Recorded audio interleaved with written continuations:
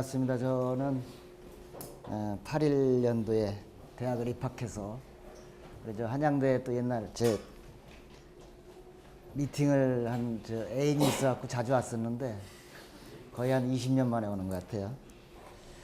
사실 여러분들이 파릇파릇한 여러분들 보니까 참 우리 대한민국의 장래가 든든하고, 그리고 또 앞으로 우리 소개한 대로 4만 불 시대를 들어가야 되는 우리 대한민국의 입장에서 바로 여러분들이 그러한 그 어깨를 짊어지고 있는 그런 역할을 해줄 것으로 저는 믿습니다.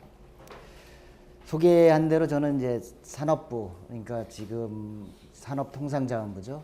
거기서 25년 동안 시험 고시를 하고 근무를 하고 있습니다. 주로 이제 통상, 무역, 기술, 산업, 에너지 파트에서 두루두루 근무를 했고요. 지금은 이제 창의산업정책관이라고 맡고 있습니다. 내용이 뭔가 하고 궁금해하실 거예요. 창의산업이라는 것은 잘 아시는 것처럼 새로운 이 정부의 창조경제를 담당하고 있는 그런 부서입니다. 그리고 제가 이제 맡고 있는 게 바이오, 나노, 디자인, 서비스, 엔지니어링 그런 쪽의 산업을 육성하는 그러한 일들을 맡고 있습니다. 사실 여기 계신 여러분들이 아시는 것처럼 창조경제라는 게 이번 박근혜 정부에 들어와서 새로운 그 국정과제로 등장을 하게 됩니다.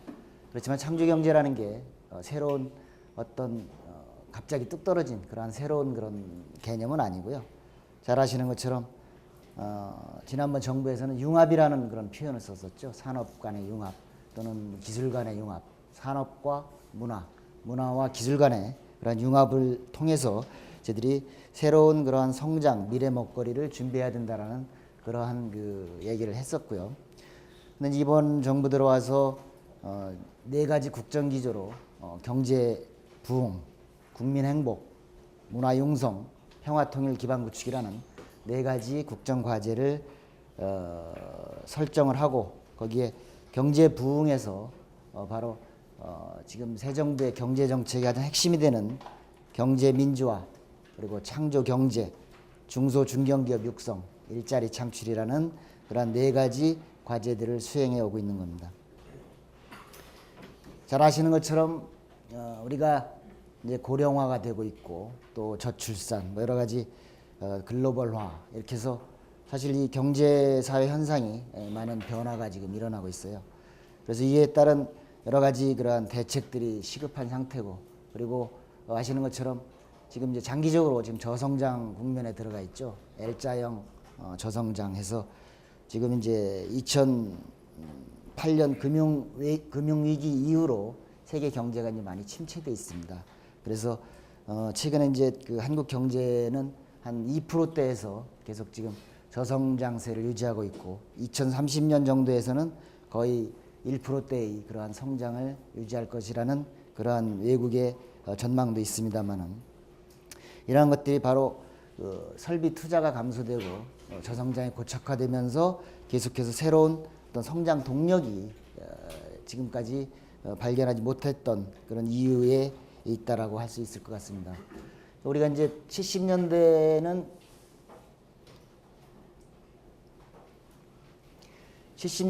우리 이제 그 소위 그 오일 쇼크를 통해서 사실은 이제 중화학공업을 육성을 하게 되죠. 70년대 주로 이제 이게 아마 이제 여기 계신 분들이 공대인가요, 주로? 공대? 그러면은 아마 이제 연대별로 공대 그 인기도가 이렇게 좀 변화가 되잖아요, 그죠? 70년대에는 이제 중화학공업을 정부가 이제 집중적으로 육성을 하다 보니까 이제 화학과 기계 뭐 이런 쪽에 많은 이제 우수한 인력들이 많이 유입이 됐었고, 그러다가 이제 80년대에는 시장 개방, 해외로부터는 시장 개방 압력이 들어오죠. 그래서 그러다 보니까 이제 반도체라든지 우리가 이제 주로 주력 산업으로서 성장을 했던 전자산업, 그다음에 자동차 산업 이런 부분에서의 그러한 이제 인기가 주로 있었고, 또 90년대에는 IMF 외환위기가 닥치면서 IT라든지 또는 벤처 이런 부분에서의 그런 걸 통해서 우리가 위기를 극복을 하게 됩니다. 그렇지만 사실 2000년 이후에는 딱히 이렇게 어떤 우리 대한민국을 끌고 가는 그러한 주력 산업들이 사실 보이지 않는 상태예요. 말로는 이제 2000년대 초에 미국이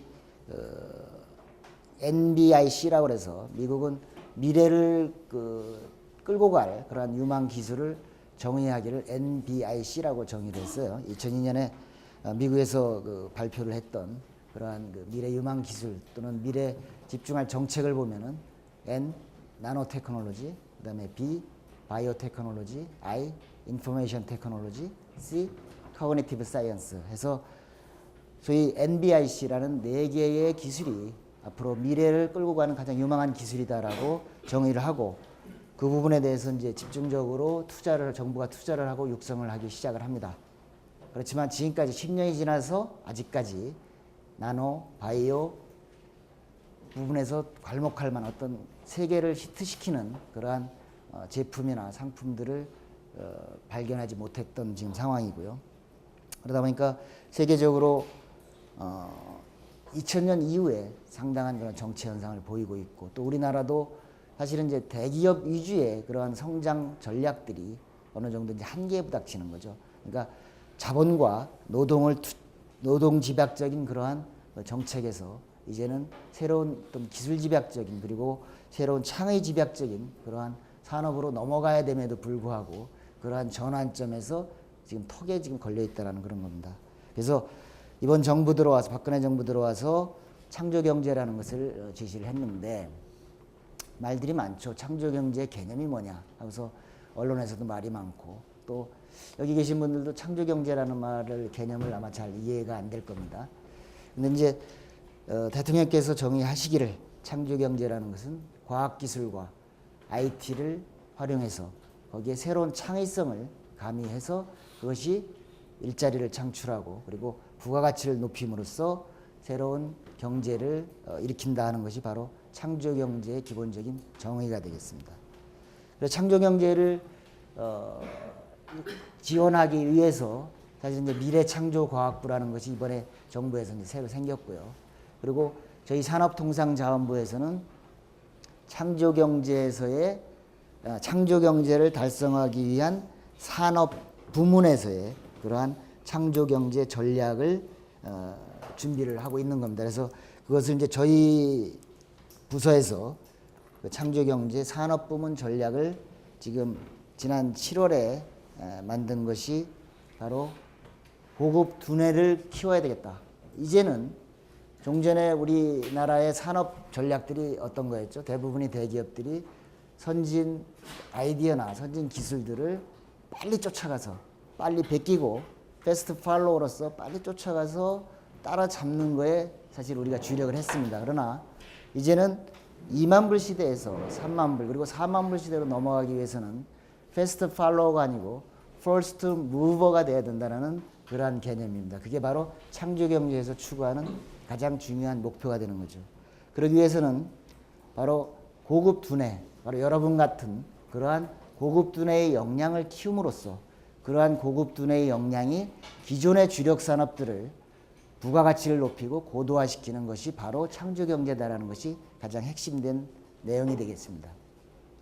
그래서 기존의 이제 주력 산업들이 어느 정도 부가가치를 높이고 새롭게 이제 어떤 설비 투자나 어떤 그런 기술력의 어떤 한계를 보이기 때문에 여기다가 새로운 어떤 뭔가를 창의성을 가미함으로써 기존의 산업들을 좀 더 발전시키고 또한 그 고급 두뇌를 키울 수 있는 바로 바이오, 아까 얘기했던 나노, 디자인, 엔지니어링 이런 쪽에 있는 그러한 산업, 그러한 그 두뇌 인력들을 집중적으로 육성함으로써 그러한 인력을 키우고 그다음에 그러한 인력을 통해서 기존의 산업을 고도화시키는 것을 바로 우리 산업부의 산업부문에서의 창조경제에 대한 정의라고 제가 말씀을 드릴 수 있겠습니다.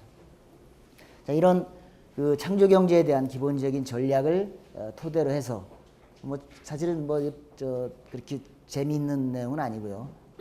그래서 여러분들하고 이제 같이 온 김에 최근에 한번 경제 동향에 대해서 살펴보고 그리고 산업부는 바로 이 저성장을 극복하기 위해서 산업 경쟁력을 어떻게 강화시키려고 생각을 하고 있는지에 대한 소개를 간단히 드리고, 그리고 저성장에 대한 이 과목이 내용이라고 제가 들어서 간단하게 최근에 우리나라의 녹색 성장에 대한 전략을 제가 소개를 들어봤는데, 약간 직접 녹색 성장하고는 아마 여기 지금 강의가 관련은 없는 것 같아요. 그래서 제가 처음에 이제 들었을 때 녹색 성장 쪽에도 지속 가능한 성장 쪽에 관심이 많이 있다 그래서 제가 이렇게 녹색 성장 전략을 포함을 시켜봤습니다.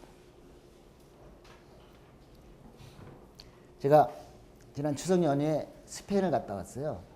스페인하고 영국을 이제 출장을 일주일 갔다 왔는데, 아시는 것처럼 2008년에 이제 그 금융위기가 생기면서 가장 망한 데가, 가장 타격을 입은 데가 바로 유럽 지역이죠.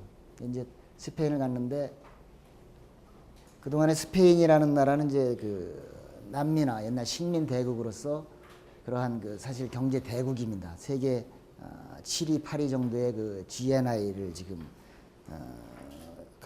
하고 있고, 그럼에도 불구하고 최근에 이제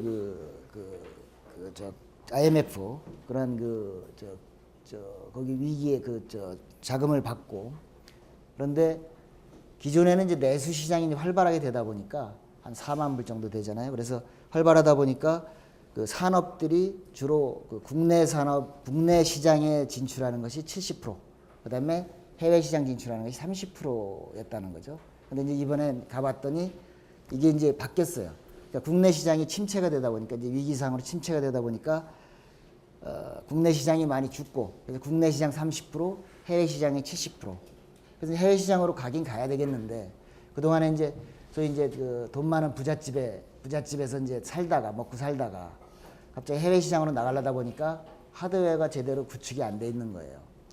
그래서 가긴 가야 되겠고 국내에 돈은 없고, 그러니까 그러면 어디랑 같이 협력을 해서 해외 시장으로 좀 진출을 해야 되겠다.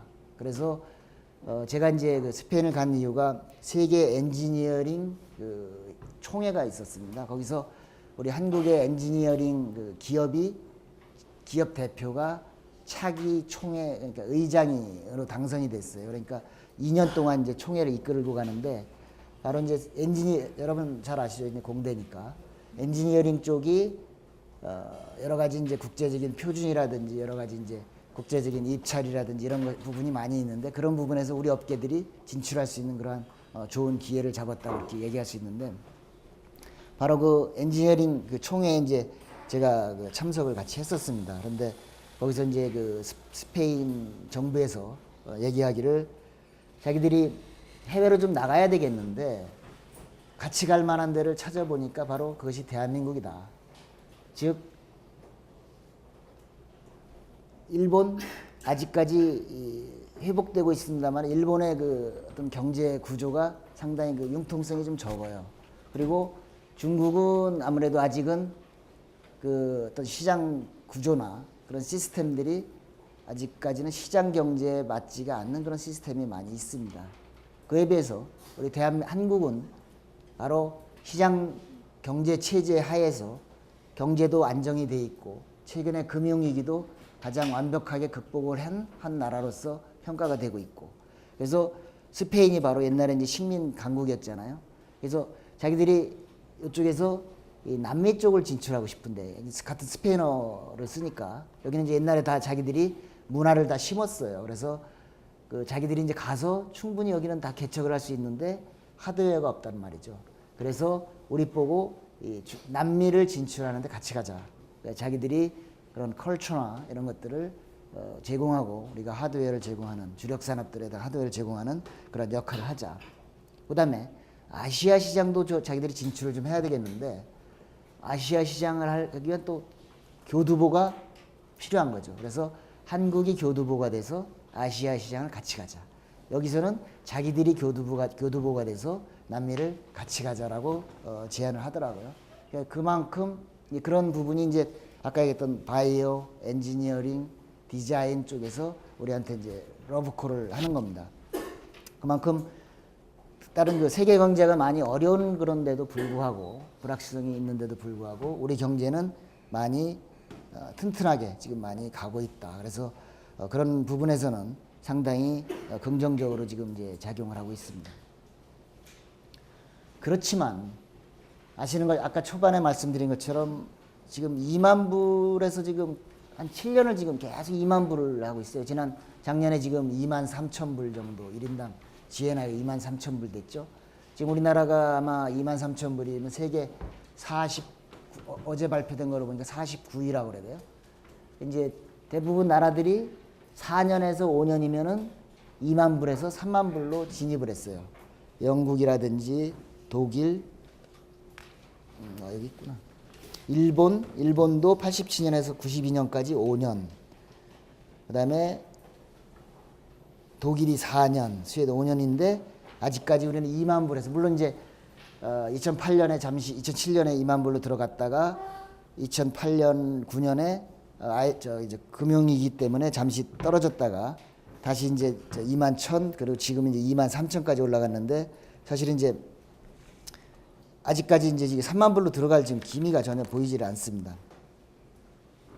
기존에 이제 현재 지금 4만 불대가 지금 한 20개 나라 되죠. 20개 나라가 이제 4만 불대고 그다음에 이제 3만 불대가 29개 정도 되는데 아직까지 하여튼 우리나라는 지금 한 40위 정도 49위라고 했던 것 같은데 하여튼 그런 상태로 지금 이제 정체가 돼 있고 또 마찬가지로 GDP 증가율은 지금 이제 벌써 계속 떨어지고 있죠. 6%, 5%, 4% 지금 이제 2%대로 지금 이제 감소되는 추세고 많이 걱정입니다, 사실. 결국 이제 이러한 그 성장이 둔화되고 있다는 건 바로 일자리가 줄어들고 투자가 감소되고 다시 성장이 정체되고 또 새로운 재투자가 줄어들고 그러면서 일자리가 줄어들면 자꾸 악순환이 되는 그런 거기 때문에 바로 이런 것들을 빨리 극복을 지금 해줘야 되고 또 통계로 보면은 주력 품목의 세계 시장 점유율도 지금 이렇게 떨어지고 있다는 거죠.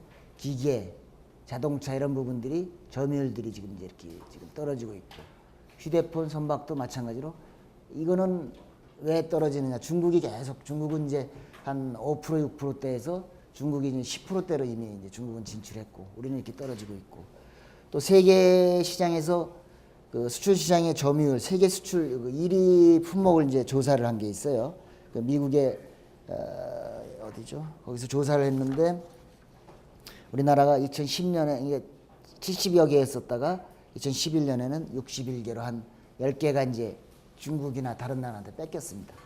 주로 어떤 거에 뺏겼느냐면은 석유화학, 철강 같은 부분에서의 경쟁력이 많이 떨어지고 있다 이렇게 볼 수 있고요. 또 마찬가지로 이들 1위 품목들이 담당했던 수출 지금 이제 작년에 우리가 처음으로 1조 불 수출을 처음으로 했는데 바로 이제 세계 그 7번째로 우리가 1조 불 수출을 하지 않았습니까? 그러니까 미국, 영국, 독일, 일본, 중국, 그다음에 네덜란드, 그다음에 우리 이렇게 되는데 그래서 네덜란드는 사실은 이제 아시는 것처럼 뭐죠? 중개무역하는 그러한 나라이기 때문에 우리 같이 순수하게 제조업을 통해서 우리가 생산해내는 산업을 통해서 수출하는 게 아니고 중개무역을 통해서 하기 때문에 사실 네덜란드를 뺀다면은 우리가 세계 6대 무역국이라고 이렇게 얘기를 할 수 있는데 바로 그러한 품목들의 수출이 그 중에서 5천억이 되고 수입이 5천억 그래서 1조 불 정도의 무역 강국인데 그 중에 약 20%에 해당되는 이 세계 1위 품목들이 수출액들이 줄어들고 있다는 것은 상당히 안타까운 일이라고 할 수 있습니다. 자 반면 한번 이러한 이유를 보면은 바로 그 중국이 계속해서 이제 추격을 하고 있는 거죠. 외환보유고를 대규모 자본을 토대로 해서 바로 이제 중국이 추격하고 있고 기존에 이제 그 다품종 대량 생산에서 소품종 대량 생산에서 그런 부분들이 이제 한계가 일어나면서 여러 가지 이제 그 위기를 겪고 있는 거예요. 각국의 1위 상품 수를 한번 보죠. 중국이 지금 약 1200, 1400개? 그다음에 이게 어디 나라인가?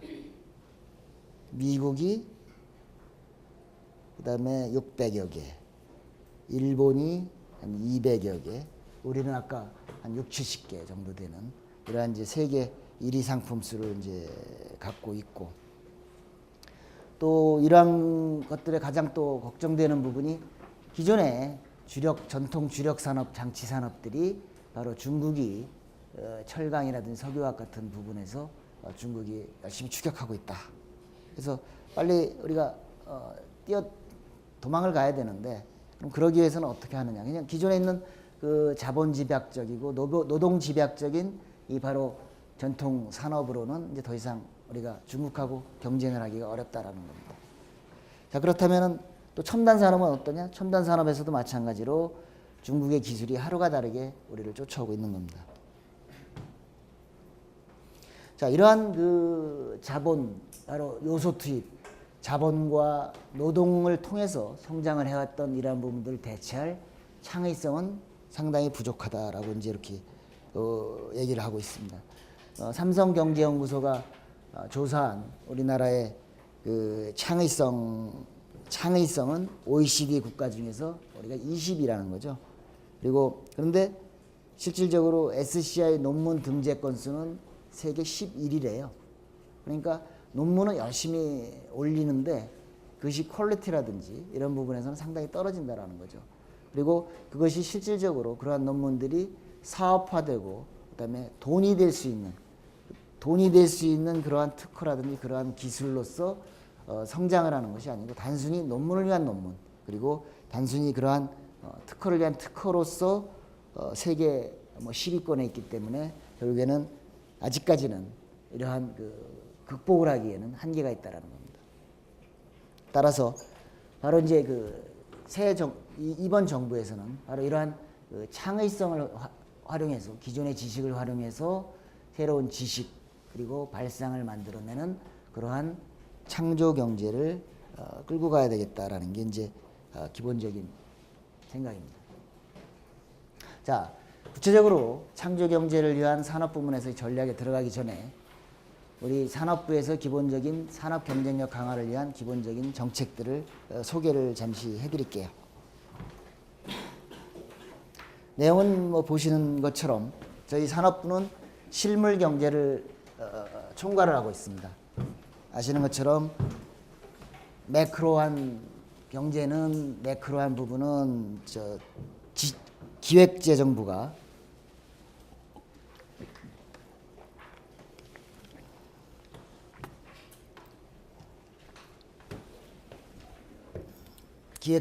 담당하고 있고, 금융과 매크로한 부분을, 그다음에 저희 산업부에서는 실물 경제를 이제 담당을 하고 있는데요.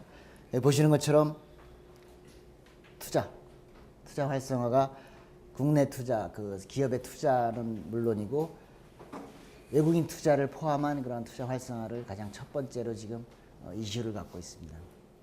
아시는 것처럼 새 정부가 이제 들어오면은 대통령이 30대 그룹, 전경련 같은 데를 통해서 우리 대기업들을 항상 대기업 회장들을 불러서 제일 먼저 요구하는 게 바로 투자입니다. 국내에 많은 투자를 하고, 또 소위 묻어둔 돈, 그런 것들을 새롭게 재투자를 하도록 저희들이 이제 요구를 많이 하고 있고요. 또 그러면서 새로운 일자리를 만들고 하기 위해서는 바로 이제 벤처나 창업이 활발화돼야 된다라는 그런 내용이고, 그다음에 산업혁신운동, 종전에 이제 70년대 최초가 이제 새마을 운동이라고 여러분들 아시죠?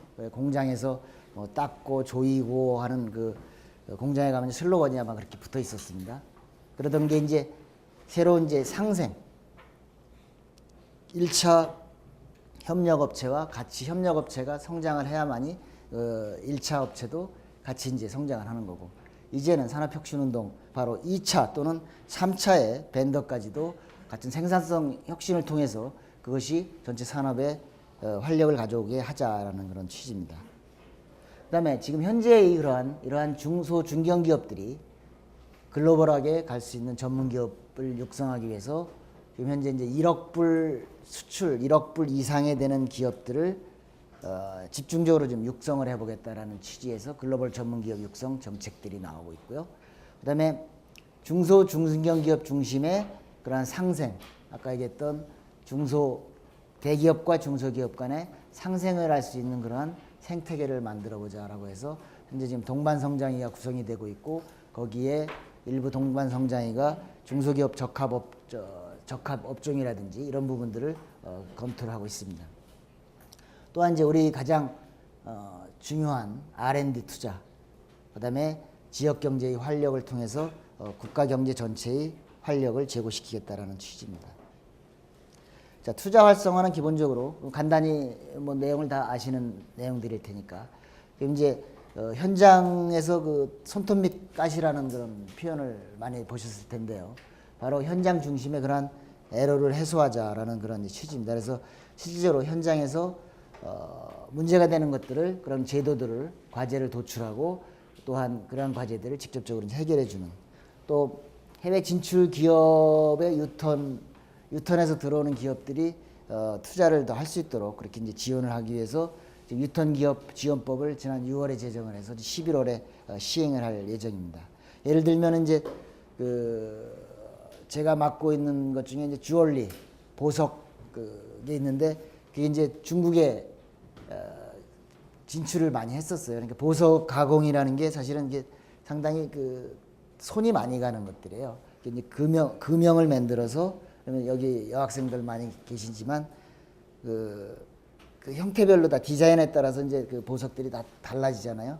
그러면 이제 금형을 만들고 또 금형으로 깎고, 그다음에 거기에서 많은 또 어떤 유해 물질도 많이 생기고, 또 중요한 그런 것들을 가공하고, 거기 또 뭐 이렇게 또 액세서리를 또 이렇게 금속도 붙이고 뭐 이렇게 해서 여러 가지 이제 그 주변 업체들이 많이 있는데, 이번에 중국에서 한 24개인가 한 30개 되는 가까이 되는 그 주얼리 기업들이 그러니까 철수를 했어요. 그래갖고 익산에다가 거기다 이제 대규모 이제 그 단지를 만들어서 그 기업들이 이제 그쪽으로 다 와서 이제 지금 입주를 지금 하고 있고, 그리고 그 기업들 아까 말씀드린 그런 그 보석 가공업체, 보석 업체들이 할 수 있는 협력업체, 금형업체라든지 가공업체라든지 또는 금속, 지금 저기 보석 종로에 있는 것 같은 그러한 형태의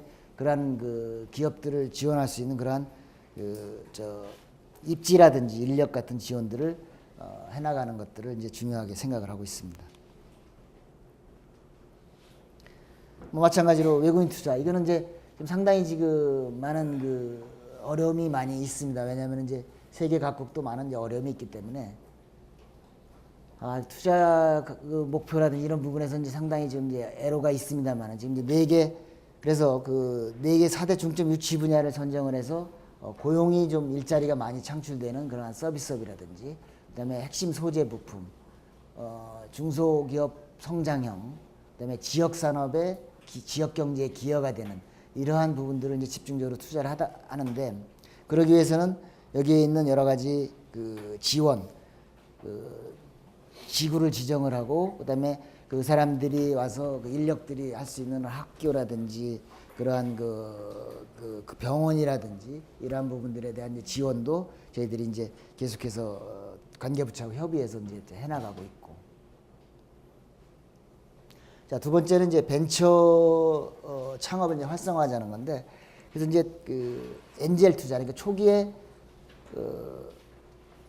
창업 단계 초기에서부터 그 투자를 해서 그것이 사업화될 수 있게, 그것이 창업화되는 단계로 할 수 있게 그런 펀드라든지 그런 것들을 이제 최근에 조성을 했고요. 그다음에 관련되는 이제 그런 필요한 R&D라든지 또는 그 보증 사업이라든지 이런 것들을 지금 중기청을 통해서 계속해서 지금 지원을 하고 있습니다. 또 마찬가지로 단계별로 또 중간 단계에서도 거기에 맞는 지원, 그다음에 또 새로운 또 그걸 이제 해서 재투자를 했을 때 그러한 이제 성숙 단계에서의 그러한 지원들을, 이런 것들이 바로 이제 그 여러 가지 이제 지원 내용들이 여기 이제 나옵니다. 창업할 수 있는 그 어떤 인프라, 그다음에 인력, 그다음에 기술, 아이디어 같은 게 있으면은 그걸 다른 데서 이렇게 도용한다든지 유출되는 그런 것들을 방지해 보호해주는 그러한 그 여러 가지 제도들을 하고요.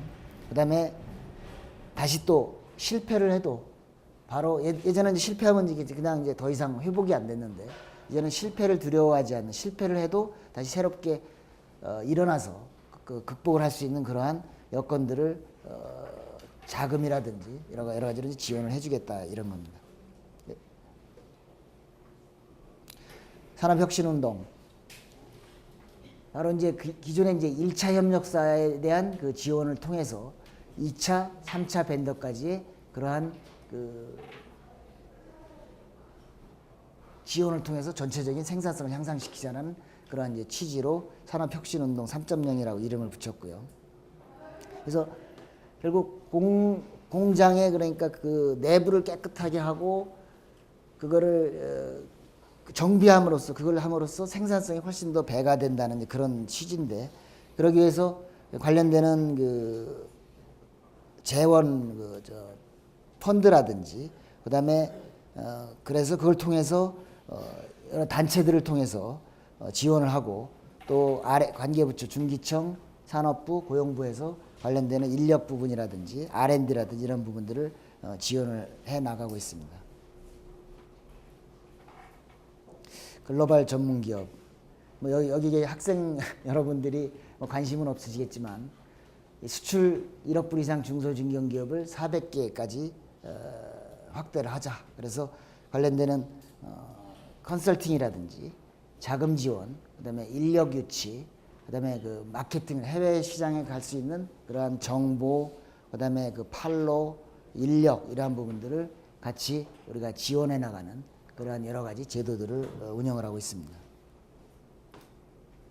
상생이죠. 요새 많이 나오는, 그러니까 단가 후려치는 거 대기업이, 그다음에 그 대금 제대로 안 주고 그다음에 어음 결제를 통해 어음 결제해서 한 6개월 이상씩 어음 지연시키고 하는 그러한 부분들에 대한 부분들을 없애는 그러한 것들을 이제 계속해서 실태 조사를 하고 압박을 통해서 바로 이제 그러한 부분들을 거래하는 그런 관행을 없애고 바로 제값 주는 그런 거래 관행을 해나가자. 그리고 기존에 이제 이러한 얘기들이 나온 게 이제 사실은 2008년에 이제 우리가 금융위기가 이제 생겼는데 그럼에도 불구하고 수출은 많이 정상적으로 성장을 했어요. 그러다 보니까 이제 국민들한테 금융위기가 생기면서 허리 졸라매고 월급 인상 안 하고 월급 동결하고 그리고 같이 이렇게 해보자고 그래갖고 그러면서 불구하고 수출도 1조 불씩 무역도 1조 불씩 이렇게 했는데 그 성과는 나한테는 안 돌아오는 거죠. 그러니까 중소기업이나 일반 국민들이 볼 때는 도대체 그걸 다 누가 먹었냐. 그래서 보니까 결국에는 일부 수출 대기업한테만 집중이 됐다라는 그런 얘기입니다. 그래서 그러한 대기업들이 갖고 있는 그러한 성과를 어떻게 하청업체인 중소 중견기업과 같이 공유할 수 있는지에 대한 그러한 부분들을 저희들이 같이 이제 안내를 하고 그러한 것들을 자율적으로 그 기업들이 자율적으로 할 수 있도록 저희들이 유도를 하는 거죠. 물론 이제 시장 경제에서 정부가 강제적으로 대기업한테 야, 너 이거 해서 반은 하청업체 줘라고는 할 수 없죠.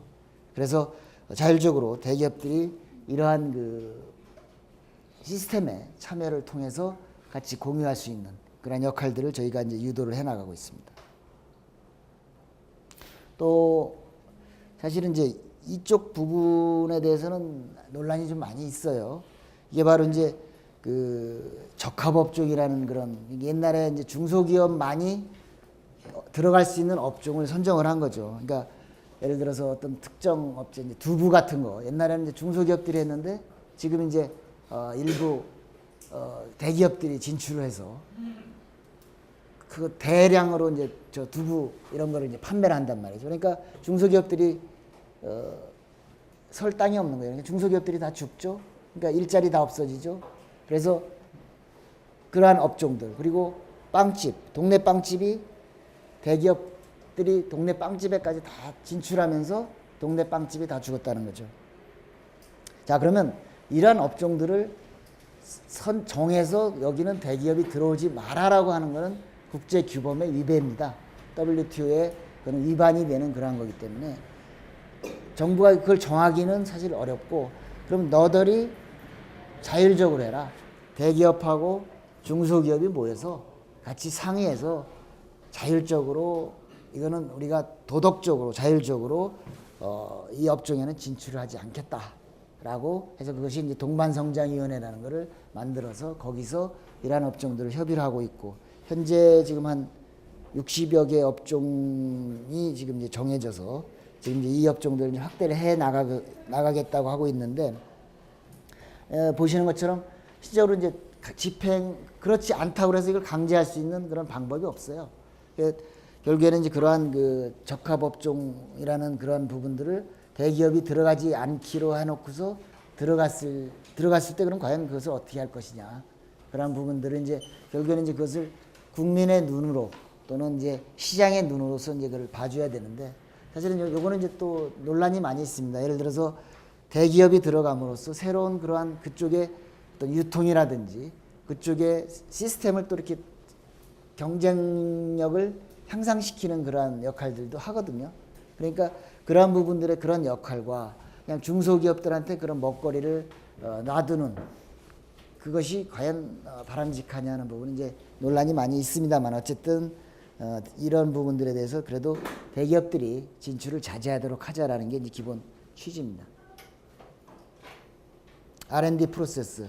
요거는 이제 간단히 말씀드리면 종전에 연구 R&D를 과제를 기획해서 그 과제를 갖고서 신청을 해서 돈을 따갖고 그다음에 이제 과제를 열심히 연구하고 그다음에 평가를 받고 이러한 이제 그 시스템을 했는데, 그러다 보니까 이 당초에 최초의 이 아이디어에 있던 그것들이 시장으로 나와서 상품화 되려면은 너무 시간도 많이 걸리고, 또 실질적으로 이미 그때 가면은 시장은 또 다시 바뀌어 있다라는 거죠. 그러니까 그러한 부분에 대해서 여기 지금 예로 나오는 것처럼 LED 조명, 그린카 로봇, 이러한 부분들이 바로 시장에서 활용될 수 있는, 시장과 연계될 수 있는 그러한 기획을 바로 하자는 거고, 예를 들면 이제 그 디자인, 제가 이제 맡고 있는 디자인 같은 경우는 이런 거를 도입을 했어요. 그러니까 R&D를 기획 단계에서부터 사실 어떤 제품을 여기 하여튼 이 마이크를 만일에 이제 새롭게 R&D를 해서 새로운 마이크를 만드는데, 이거를 최초에 그 기획하는 단계부터 디자인이라는 요소가 가미가 돼야 된다는 거죠.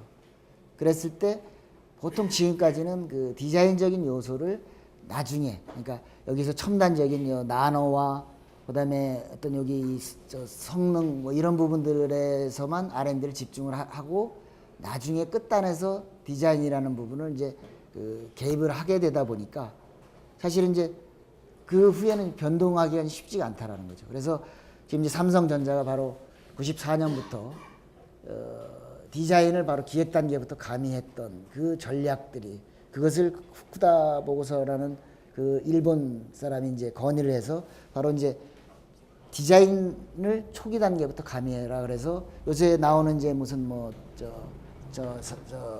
TV, 무슨 뭐 컴퓨터, 여러 가지 전자제품 이런 부분들은 현재 바로 그 선행 디자인이라 해갖고 선행 연구를 같이 들어갑니다. 그래서 이 제품을 디자인부터 제품으로 이걸 그림을 그려서 시작을 하는 거죠.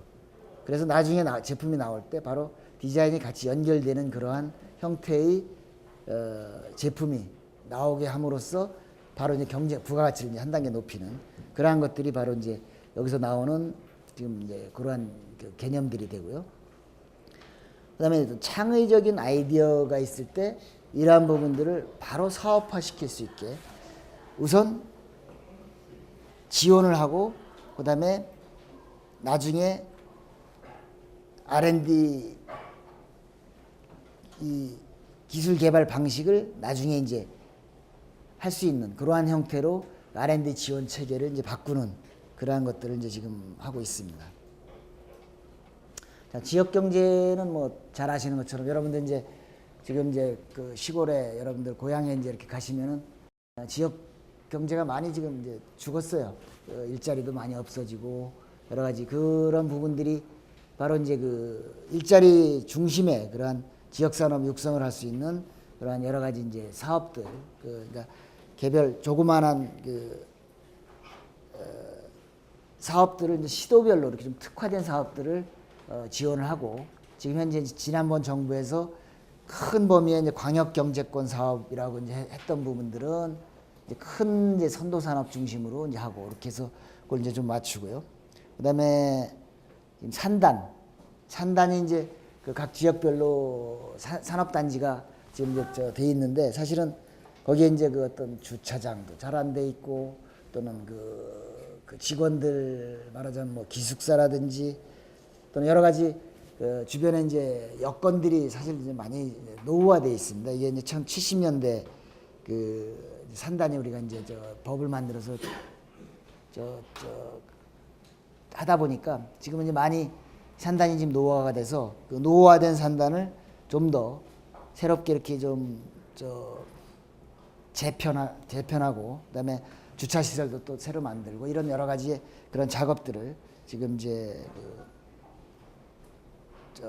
몇 개를 지정을 정해서 그러한 산단을 다시 리모델링하는 그러한 이제 사업들을 지금 이제 추진을 하고 있습니다. 자, 이렇게 지금 이제 저희 산업부에서 하는 그러한 그 내용들을 소개를 했고요. 이제 메인 오늘 핵심적인 고급 두뇌를 어떻게 육성하고 그리고 어떻게 기존 고급 두뇌 육성을 통해서 기존 산업들을 부가가치를 높이는 고도화시키는 전략들을 어떻게 할 것인가.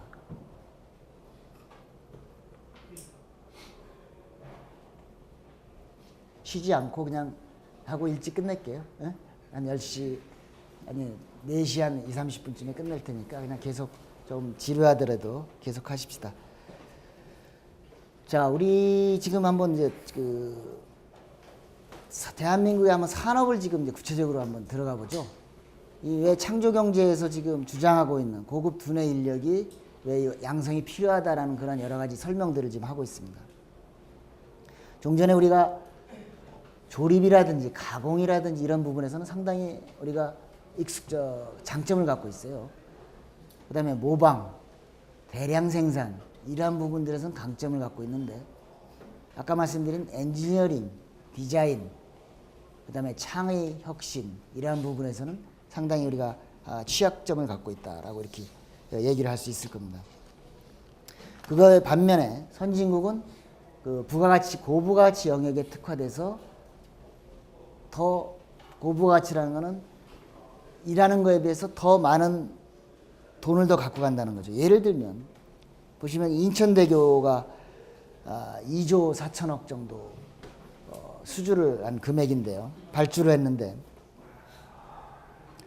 반보다 많은 1조 반 정도 되는 1조 1,400억을 이것을 삼성에서 시공한 데가서 가져간 게 아니고 엔지니어링 업체가 영국의 아멕이라는 엔지니어 업체가 가져가게 됩니다. 결국 부가가치가 얘 부가가치하고는 차이가 다른 거죠. 그리고 우리가 쿠웨이트에 지금 어떤 복합 화력을 현대중공업이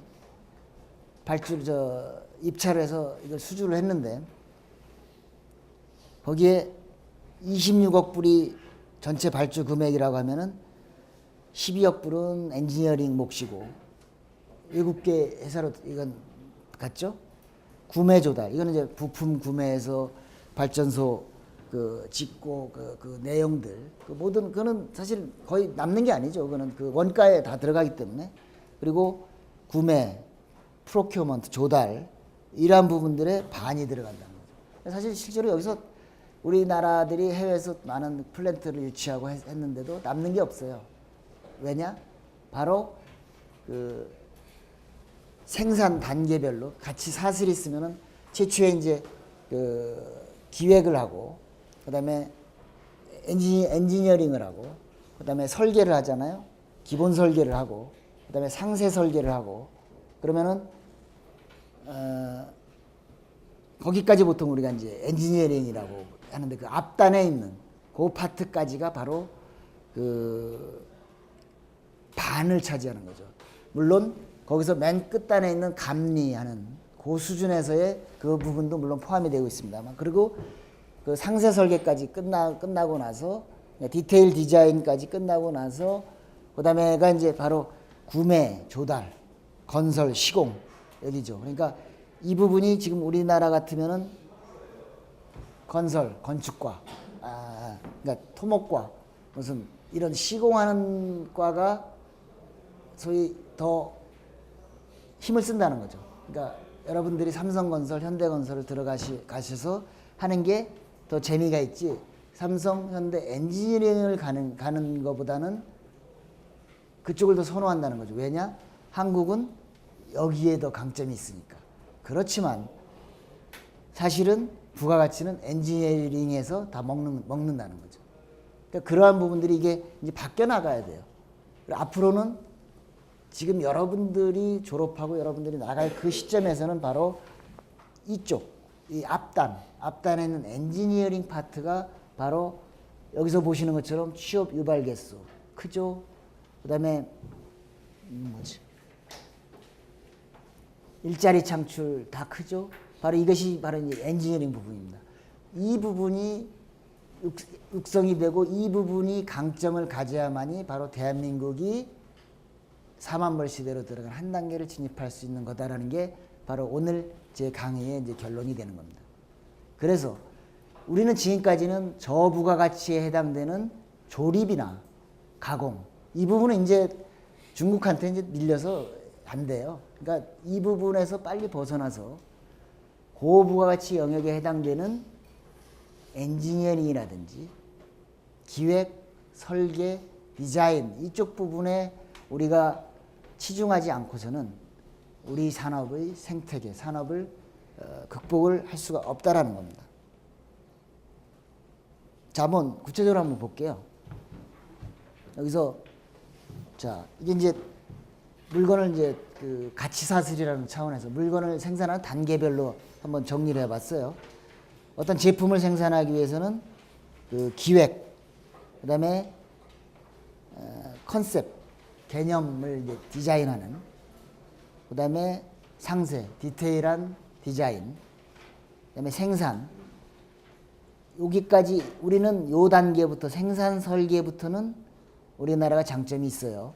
그다음에 생산, 유통, 요 앞단, 요거 하나, 둘, 셋, 요 앞단에 대해서는 거의 우리가 없습니다. 경쟁력 한번 볼까요? 이 맨 우쭐이 선진국하고 대등한 그러한 그 기술 수준이고요. 두 번째가 한 75%, 50%, 그다음에 택도 없다. 근데 우리가 소위 세계 시장에서 시장 점유율 4위, 5위가 하는 그러한 자동차를 한번 보시죠. 자동차, 그나마 자동차 지금 여기 앞단에 있는 부분에서는 한 75% 정도의 그러한 엔지니어링 수준을 보이고 있고, 생산이나 이런 부분에서는 거의 선진국과 경쟁해서 별 쩔리지가 않단 말이죠. 그런데 이 플랜트, 건설이나 이런 부분에서의 엔지니어링 부분은 거의 뭐 제로입니다. 그 다음에 마찬가지로 기계 장치 산업 이런 부분에서도 엔지니어링 제로고, 일부 생산만 우리가 어느 정도 선진국 수준으로 간다는 거죠. 그런데 이러한 기획이라든지 이러한 개념 설계 같은 고급 두뇌 인력은 이거는 단기간에 잘 이렇게 육성하기가 어렵지 않습니까? 시간도 많이 걸리고. 왜 이런 지금 오늘날 이런 상황이 됐느냐? 모든 공대 교수들이 공대 교수님이 안 계시죠. 공학 교육이 문제가 있다라고 얘기를 합니다. 본인들도 그렇게 얘기를 하고 또 실질적으로 기업들이 공대를 졸업해도 이 사람들을 현장에서 바로 쓸 수가 없다라는 거예요. 제가 스페인을 가서 이번에 엔지니어링 그쪽 전문 기업에 가서 물어봤어요. 니들은 대학교 졸업하는 애들을 어떻게 재교육하고 어떻게 확보하고 하느냐 그랬더니 그냥 오면은 자기들이 조금만 이렇게 방향 제시만 해주고 가르치면은 바로 현장에 투입이 된답니다. 왜? 바로 현장 실무 교육을 하기 때문에 그런 겁니다. 그에 비해서 우리 대한민국의 공학 교육은 여러분들 학점이 얼마인지 모르겠는데 서울대 같은 경우에는 지금 학점이 줄었어요. 140에서 130 학점으로 이수 학점이 줄고 그다음에 전공 이렇게 복수 전공이라 그러나요? 복수 전공 때문에 필수 과목을 들어야 되는 것들이 팍 줄었어요. 그래서 기본적으로 해야 될 가장 기초적인 뭐 물리면 물리, 화학 어떤 그 기초적인 그러한 해당되는 뭐 플랜트 기계과 자동차과 조선과에서 기본적으로 해야 되는 그것조차도 제대로 이수를 하지 못하는 또 교수들조차도 교육부가 BK라는 그 제도를 도입을 해서 모든 평가를 논문으로 SCI 논문으로 평가를 합니다. 그러다 보니까 교수들도 이런 현장과 실질적으로 이런 현장에서 들어가는 이러한 교육들을 가르치기보다는 우선 모르고 교수들이 현장에 대한 이해가 없고 두 번째는 이해를 하려고 해도 교육부나 또는 학교 측에서 이러한 실적 위주의 교수를 평가를 하다 보니까 관심이 없어요. 관심이 없고 그냥 그런 거에 해당되는 내용 자기는 논문이나 열심히 쓰고 강의도 그 어떤 형식적인 그런 강의에 하다 보니까 결국에는 그러한 인력들이 현장에 들어가서 취직을 하고 했을 때는 바로 투입이 안 된다는 거죠. 그러니까 어떻게 해요? 대기업 삼성 엔지니어링 현대 대기업은 해외 가서 해외 졸업한 사람을 데리고 오는 겁니다. 여러분들이 바로 들어가서 쓸 수 있으면 왜 기업에서 안 하겠어요. 근데 하여튼 기업과 교수들이 공통되게 얘기하는 것이 우리의 엔지니어링 교육이 너무나 안 돼 있다라는 겁니다. 특히 해양 분야, 화학, 플랜트. 현재 보통 엔지니어링이 이제 우리가 장점을 갖고 있는 게 석유화학, 그다음에 발전소 이런 쪽은 이제 많이 어느 정도 우리가 경험도 많고 예를 들어서 이제 무슨 뭐 가스 인수기지 뭐 이런 것들은 이제 경험이 그나마 이제 많이 있어서 그나마 이제 많이 하는데 그 이외의 다른 부분에 대해서는 시스템 엔지니어링이라든지 이런 부분에 대해서는 전혀 우리가 이제 역량이 전혀 없다라고 이제 보통 얘기를 하고요. 그래서 이러한 그 두뇌들을 키울 수 있는 그러한 여건들을 만들어줘야 되겠다는 겁니다.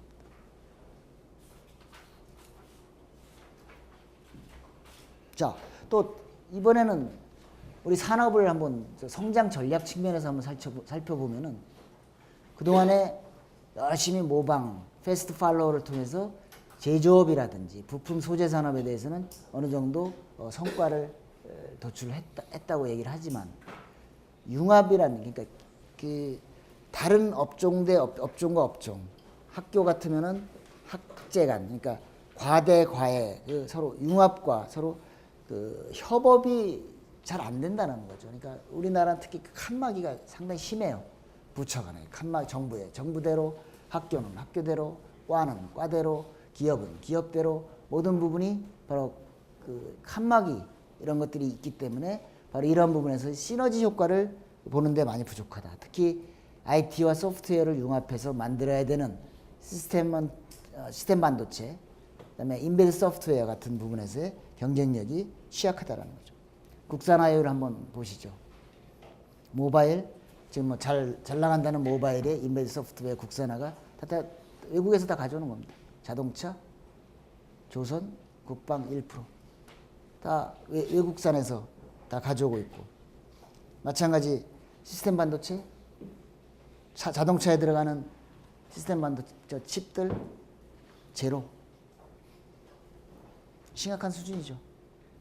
산업이 무역이 1조 불씩 수출하고 수입을 해봐야 실질적으로 부가가치 생기는 떨어지는 돈은 부족하다는 겁니다.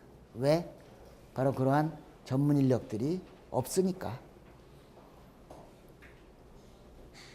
자, 한번 산업 생태계를 한번 우리가 보면은 대량 생산에 치중을 하다 보니까 요새는 이제 어떤 맞춤형 그런 얘기 많이 하잖아요. 혁신형, 다품종, 소량, 품종 아주 다양하죠. 다 이렇게 종류별로 다 틀리고 또 그 생산도 그냥 뭐 대량 생산하는 게 아니고 몇 개씩만 필요한 사람들 몇 개씩만 생산하는 이러한 데는 상당히 취약하죠. 왜?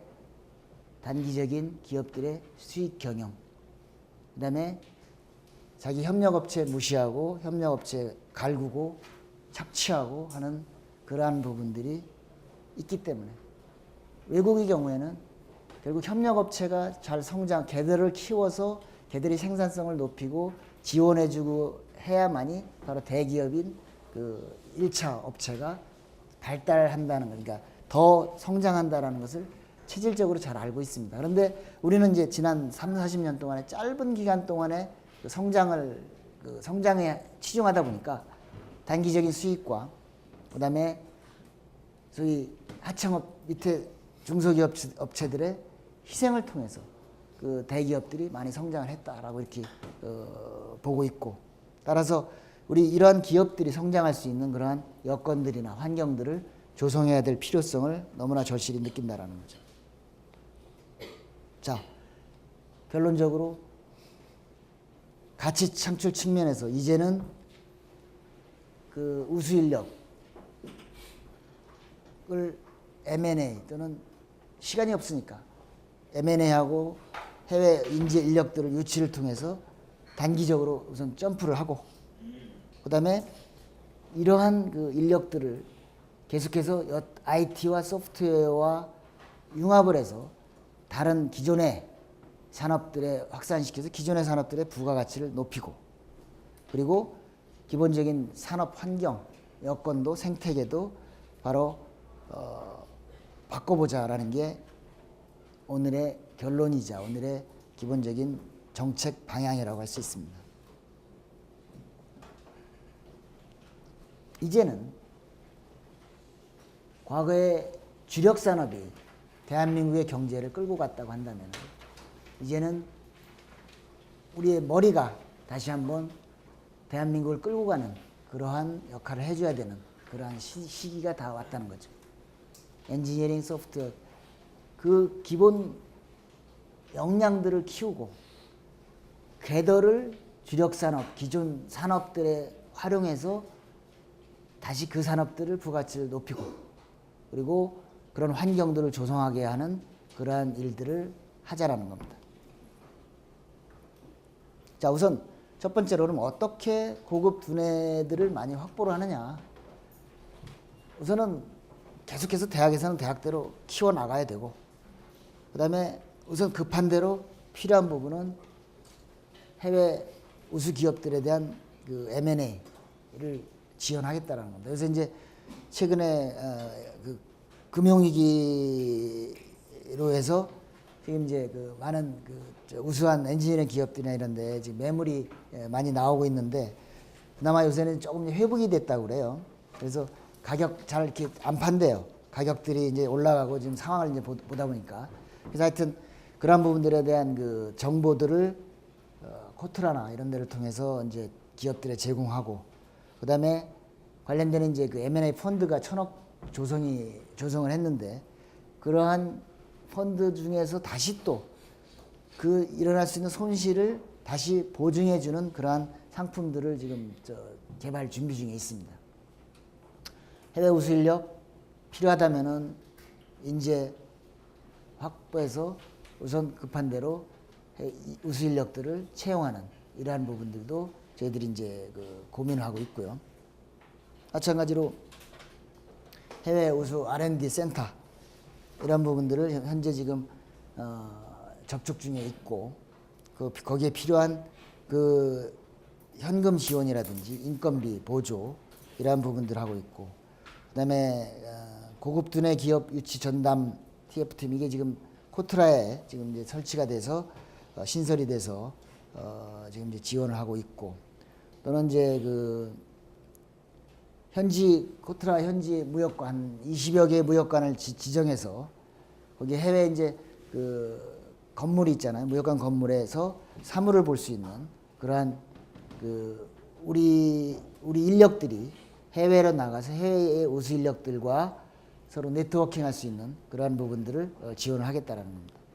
또 마찬가지로 졸업생, 기업 현재 그 재직자들 대상으로 해서 해외 그 기관이나 해외 기업이나 이런데 파견해서 그런 것들을 지원해 나가자 하는 거고. 그래서 우리가 이제 조사를 해봤더니 이 네 개 부분, 엔지니어링, 해양 플랜트, 소프트웨어, 디자인 네 개 부문에 앞으로 7년 동안 약 10,000명의 인력이 지금 필요하다라는 겁니다. 기업들한테 이제 조사를 한 거예요. 조사를 했더니 해서 최소한 1년에 1,500명의 인력은 양성을 해야 되겠다. 아까 앞단에서는 우선 급한 대로 단기적으로 점프업하기 위한 해외 인력들을 우선은 확보를 하고 요거는 이제 계속해서 중장기적으로 우리가 국내 인력들을 이렇게 지원하겠다. 그래서 여기 보시는 것처럼 특성화대학 관련되는 인재양성 과정, 디자인 융합대학 지금 한 14개 정도 운영하고 있고요.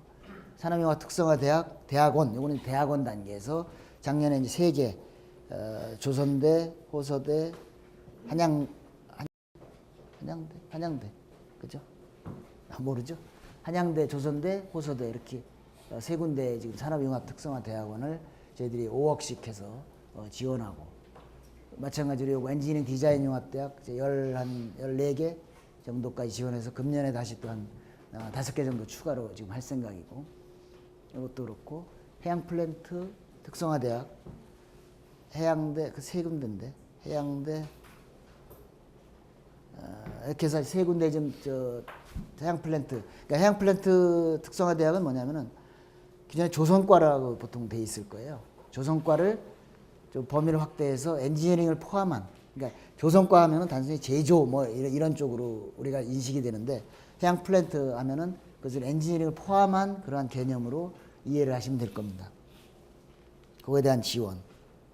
그다음에 지금 교과부하고 같이 해서 지금 이제 공대 지금 커리큘럼을 좀 다시 바꾸려고 지금 하고 있어요. 그래서 지금 이제 금년 말까지 지금 실태 조사를 해서 내년 1월까지 그 우수 학부 인력 수급 대책을 발표를 해서 공학교육에 대한 강화 방안을 지금 협의 중에 있습니다. 그래서 교과부와 공동으로 같이 지금 이제 만들고 있고요.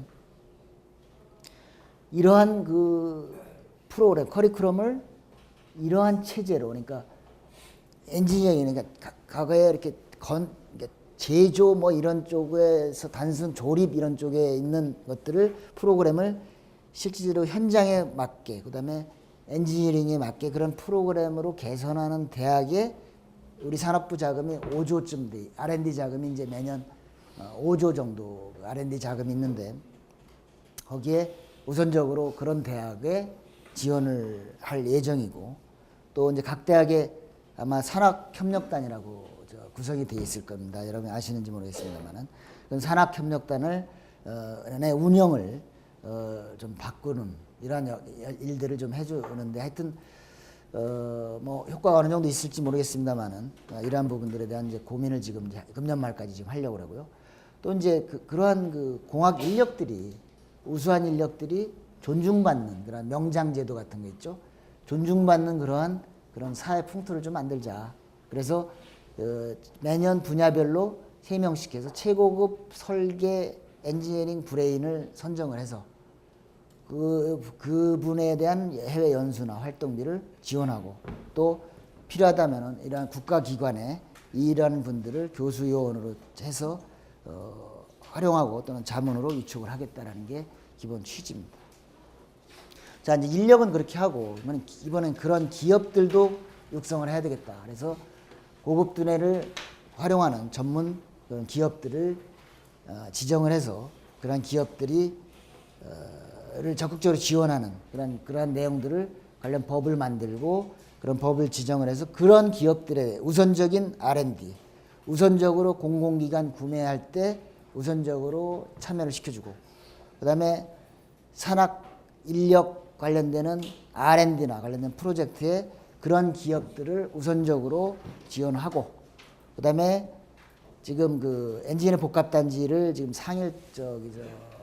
하남하고 그 상일동, 강동 상일동 있는데 이제 거기다가 지금 이제 그린벨트 지역에다가 그린벨트를 풀고 거기다가 지금 이제 만들려고 지금 서울시하고 다 협의해 놨는데 그런데 이제 우선적으로 지원할 수 있게 그렇게 지금 이제 확정을 했습니다. 자, 두 번째는 그러면 이제 이번에는 기존 산업들은 어떻게 할 거냐? 기존의 주력 산업들을 고부가 가치 하기 위해서 이러한 고급 두뇌 인력을 활용해서 기존 산업들도 다시 한번 바꿔보자라는 겁니다. 기계, 조선, 석유화학 마찬가지로 관련되는 그러한 그 업종에서의 그러한 기획, 설계 또는 플랜트 그러한 부분에 대한 역량을 강화시키자는 거죠. 마찬가지로 관련되는 그러한 부분들의 시스템도 그렇게 만들고, 예를 들면 이제 3D 프린팅 같은 거 이런 걸 활용해서 새로운 이제 지원할 수 있는 그런 것들도 저희가 지금 준비 중에 있습니다. 마찬가지죠. 자동차나 항공기가 새로운 이러한 소프트웨어라든지 새로운 나노라든지 이러한 새로운 기술들을 융합을 통해서 바로 기존 제조업들을 스마트화하는 것들을 하고 있고요. 섬유 마찬가지로 이제 새로운 소재, 신소재를 도입해서 섬유 새로운 기술을 개발하고 공정도 디지털하고 철강, LED, 바이오, 나노 이런 부분에서 각각 이제 그 새로운 결국 이러한 부분들은 여기 나오는 부분들이 이런 R&D가 바로 아까 말씀드린 대로 새로운 사업으로 그리고 바로 제품화로 옮겨질 수 있게 이러한 부분들을 지원을 해 나가겠다라는 겁니다. 마찬가지 유통 지금 현재 요새 이제 뭐 대형마트 또 뭐 편의점 이런 부분들에 대한 얘기들이 많이 있는데요. 유통에 대한 그런 그 상품 그런 데이터, 빅데이터를 구축을 해서 이러한 것들을 우리 수요 기업들이 새로운 상품을 기획하고 개발하는, 그러니까 여기서 이제 많이 판매되는 거, 많이 이런 것들을 분석을 하게 되면은 그 추세라든지 트렌드라든지 이런 게 이제 보일 거란 말이죠. 그래서 그런 부분에 대한 것들을 제공해서 중소기업들에게 이제 제공해주고, 그다음에 이러한 것들을 서로 이제 그 아이디어를 바로바로 제품화 시킬 수 있는 그러한 것들을 지금 저희들이 이제 지금 만들고 있고요. 마찬가지로 에너지 파트에서도 기존에 있는 그 다른 그 일반 산업들과 에너지가 같이 해서 에너지 그 절약하는 그런 시스템을 만든다든지, 그다음에 새로운 그러한 그 기술들을 개발한다든지 하는 그런 부분들을 지원을 하고 있습니다. 또한 이러한 부분들이 아까 융합되는 부분들을 서비스랑 접목시키면 결국에는 그것이 실질적으로 하나의 그 사업 비즈니스가 되는 거죠.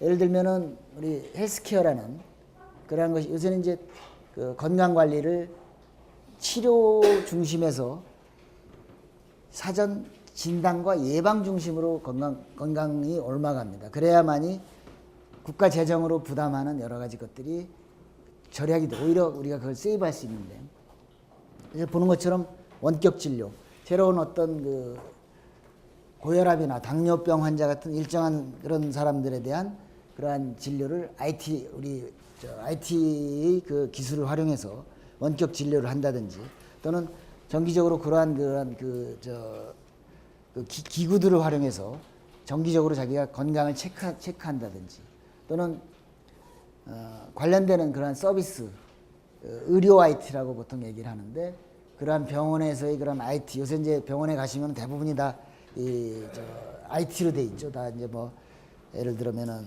그 환자 동의서 같은 것, OMR 그것도 뭐죠?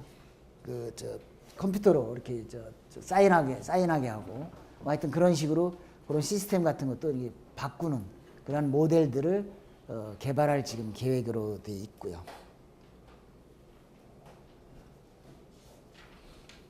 자, 이거는 이제 아까 얘기했던 대로 기술이 바로 시장과 연결될 수 있는 그런 과제들을 만들게 하고, 그다음에 자유공무용 과제를 늘리겠다라는 겁니다. 그전에는 어떤 그 과제들을 이렇게 딱딱딱 정해서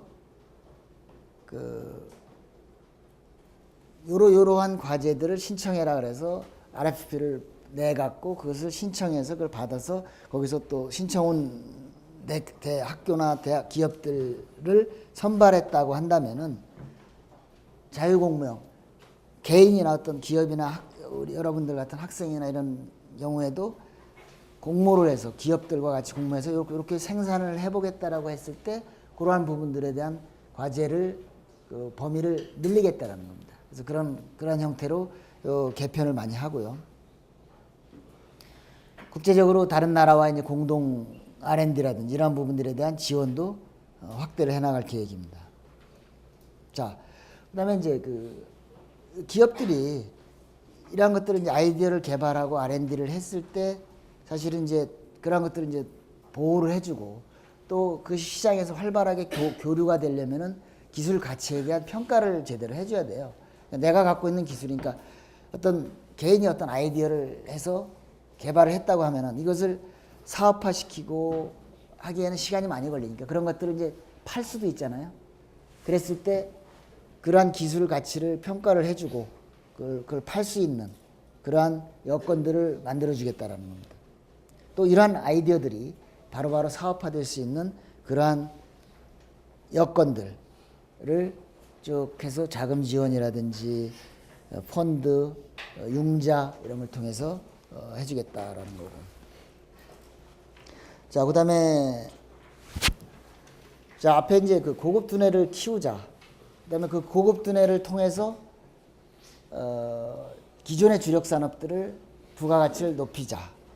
이번에는 이제 세 번째는 환경을 이러한 그 인력들, 우수한 인력들이 그 우수한 기업들이 놀 수 있는 창의적으로 사업을 할 수 있는 환경을 만들자라는 게 이번 세 번째 이제 주제입니다.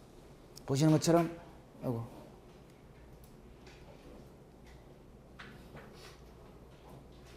아까 이제 대중소 불공정한 행위를 이제 공정거래를 제값 주는 그런 관행을 만들게 하고, 그다음에 성과공유제 확대시키고, 그다음에 관련된 손톱 가시 그 규제 발굴하고 필요한 애로들을 그 단계별로 애로들을 해소하는 이러한 체계들을 운영을 해나가겠다는 겁니다. 자, 이상 지금까지 얘기한 부분은 이제 결론적으로 이제 뭐 오늘 여러분들하고 얘기를 나누는 부분의 이제 대부분이 다 이제 설명이 됐는데요. 다시 한번 그 정리를 하게 되면은 결국에는 대한민국을 4만 불로 끌고 갈 수 있는 새로운 점프를 시킬 수 있는 그거는 바로 고급 두뇌를 통해서 우리가 이제는 극복을 해야 된다는 겁니다. 그 고급 두뇌가 대한민국 경제를 끌고 가는 그러한 기관차 역할을 그 사람들이 끌고 가는 기관차 역할을 함으로써 뭐 한국이 뭐 자원도 없고 그리고 여기서 이제 그다음에 나옵니다만은 우리나라 에너지 다소비 구조예요. 우리는 대부분이. 그리고 에너지 96%를 해외에서 수입을 합니다. 에너지의 약 1,200억 불을 해외 수입하는 우리나라가 수입하는 게 총 5천억 불이니까 그 중에서 1,200억 불을 에너지로 이제 수입을 하죠. 그게 우리 에너지 사용량의 96.5%를 수입을 하고 이게 세계 지금 10위입니다. 에너지도 하나도 안 나는 자원도 하나도 없는 나라, 에너지도 하나도 안 나는 나라에서 이러한 것들을 하는데 바로 이러한 그 것들을 우리가 이제 극복을 해 나가야 돼요. 더 이상 이제 여기서 지체할 수 없고, 그러기 위해서는 아까 얘기했던 바로 고급 두뇌가 그 대한민국의 성장을 끌고 가는 그 기관차 역할을 하는 그러한 것들을 만들자. 그래서 그러기 위해서 여러 가지 아까 말씀드린 그러한 과제들을 저희들이 준비 중에 있습니다. 자, 녹색 성장에 대해서는 간단하게 지금 타치를 할까 하는데요.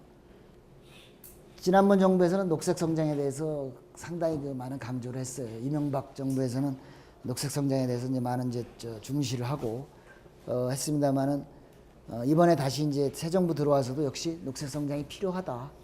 그래서 총리실에다가 지금 이제 녹색 성장 그 체제를 구축을 했습니다. 지난주부터 출범을 해서 새롭게 여기 나와 있는 이러한 기후 변화, 에너지 위기, 또 이제 앞으로 새로운 우리 미래 먹거리, 지난번 정부의 신성장 동력이라 해서 미래 먹거리 산업들 사실은 17개 분야를 정했었어요. IT 융합 또는 뭐 LED, 그다음에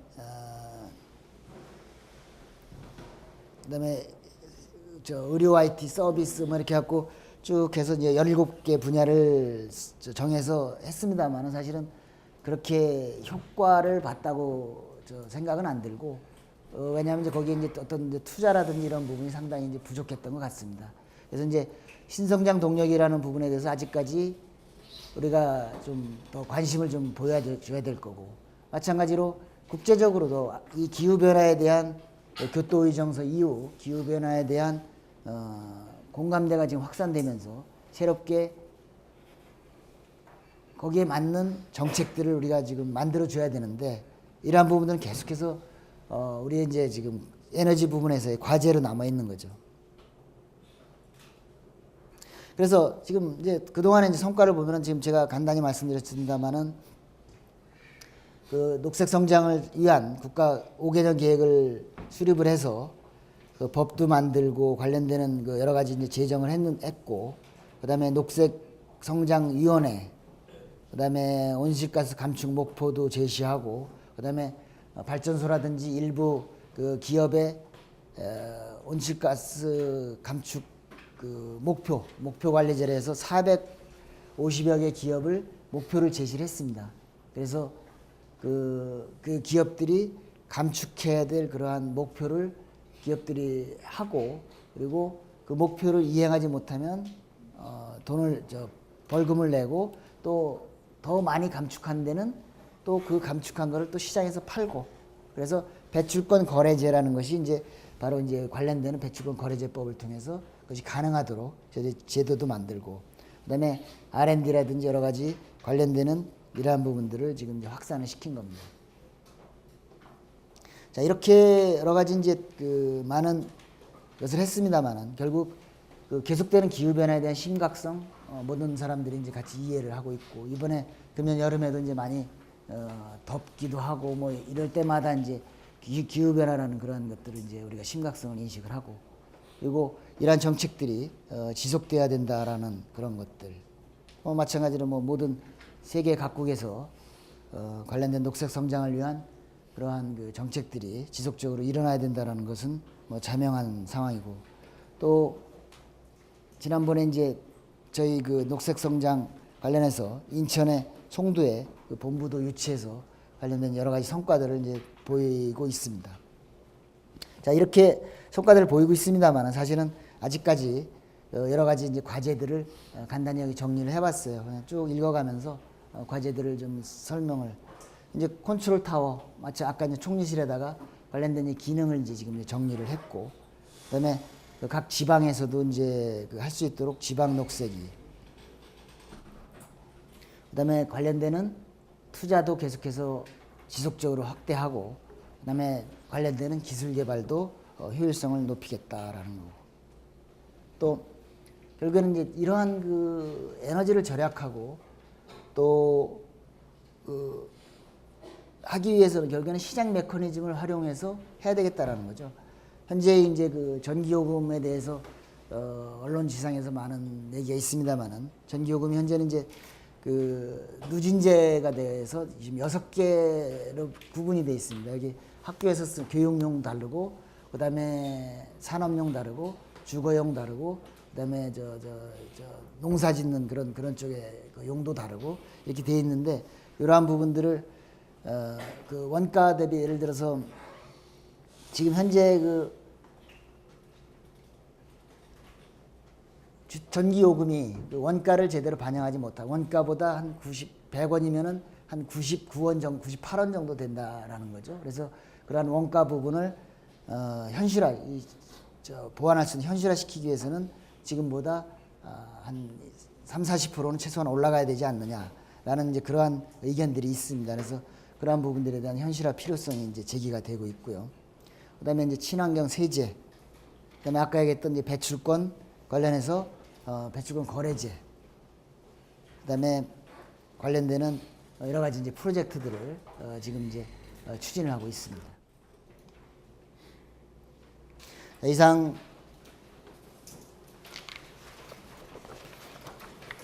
여러분들하고 이제 그 창조 경제라는 주제로 여러분들하고 이제 얘기를 나눴는데, 사실은 이 창조 경제라는 게 뭐 새로운 개념들이 아니에요. 적어도 기존 정부까지 계속해서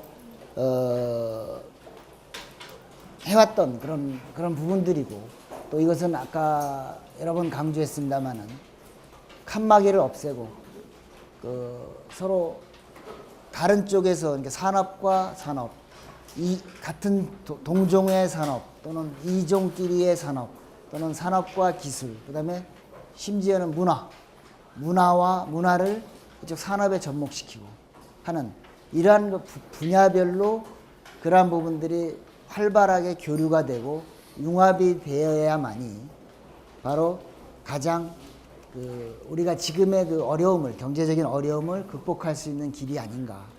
그리고 그러한 것을 할 수 있는 것은 바로 여러분 같은 그러한 인력들이, 고급 두뇌들이 바로 그러한 역할을 해줘야만이 대한민국이 저성장을 극복하고 새로운 3만 불 그리고 4만 불 시대로 옮아가는 그러한 날들을, 시간을 땡길 수 있다는 겁니다. 바로 여러분들이 이제 몇 학년이신지 모르겠습니다만은 졸업을 하고 또 사회에 나가서 바로 현장에 투입돼서 여러분들이 일을 할 때 이러한 부분들에 대한 그 칸막이를 없애고 새로운 창의성을 발현시킬 수 있는 그러한 그 여건이 될 수 있도록 저희 정부에서는 많은 노력을 할 생각이고, 그리고 마찬가지로 여러분들도 여러분들이 하고 있는 여러분들의 전공이나 이런 부분에서 여러분들이 그러한 다양한 그런 창의성을 많이 발휘를 해주기를 기대를 합니다. 어떤 오랜 시간 경청해 주셔서 감사드리고, 항상 공무원 강의가 사실 제일 재미없어요. 미안하게 생각을 하는데, 왜냐하면 이제 정책적인 그런 부분이 돼서 기업들한테는 관심이 많이 있죠. 왜냐하면 이제 그 기업들이 어떤 데 투자를 할지에 대한 미래의 디렉션을 제시를 합니다.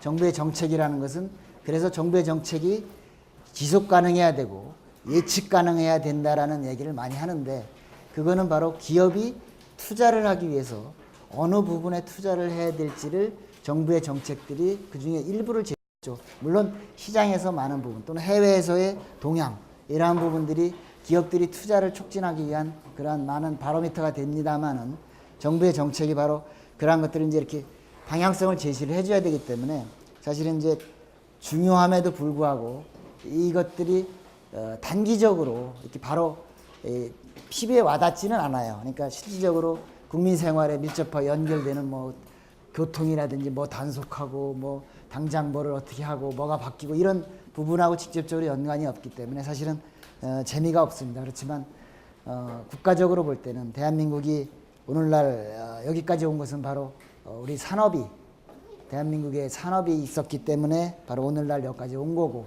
그리고 잘 아시는 것처럼 부가가치, 대한민국의 부가가치, 그러니까 GDP의 60% 이상이 지금 이제 산업 부문에서 이제 GDP가 발생을 하는데요. 그러한 부분에서의 그 산업의 경쟁력을 강화시키는 것이 바로 대한민국이 성장할 수 있는, 대한민국이 지속적으로 성장할 수 있는 가장 유일한 대안이 아닌가 이렇게 생각을 합니다. 경청해 주셔서 감사합니다.